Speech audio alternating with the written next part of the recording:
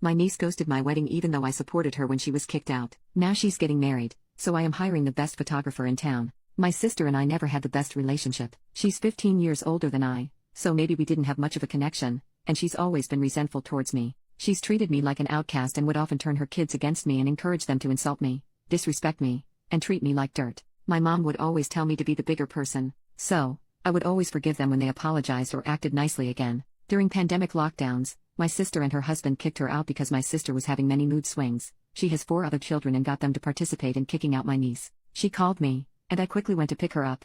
I met her on the curb with trash bags and my sister refused to open the door, so I took her to my home, where she stayed for 6 months, and she even secured an apartment. Once my niece, 20, got her apartment, my sister and her husband convinced her to move back in, and my niece did. Then the same niece turned on me, and I felt very sad because she was in my home, and I did everything for her when her mom discarded her like trash. Fast forward to 2021, she does the same thing with her 16M son, and he called me, and again, I picked him up and let him stay. At the time, my now husband and I were planning a wedding, and of course, regardless of our differences, there was no way I couldn't invite my sister and her kids. Also, it was at the height of pandemic restrictions, so we were very limited, and the church only accepted close family. When I invited my sister, she and her kids ridiculed me. My sister even said that my attitude was too disgusting to get married, and they're not coming because I don't deserve to get married. They even blocked me, except my niece, who promised she'd be there and promised to act as a witness. The day of, she didn't show up. There was no call and nothing. Thankfully, the photographer was nice enough to be our second witness.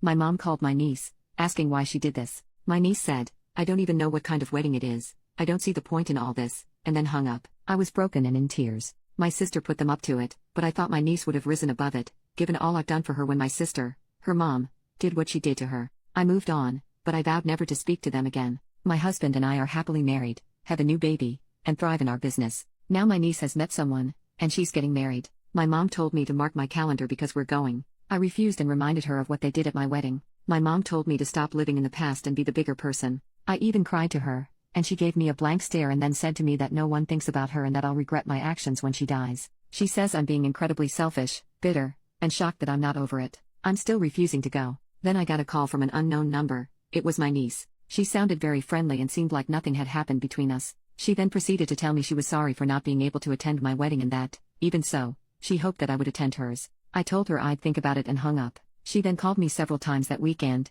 at some point, hinted that they needed more funds for the photographer. I told her not to worry, and I will book for her. I told her I would assure them she had the best photos in town because I would hire the best. She said thank you and ended the conversation. On the wedding day, I booked a flight for our family for a vacation and told no one. Many people have been calling me, but I have blocked them all. I then got a call from my niece asking where the photographer was. They did not even ask where I was. She was concerned with the photographer. I told her, "I don't see the point. You'll probably separate in 2 weeks, so why take a picture of your union?" She threw words at me, but I only hung up.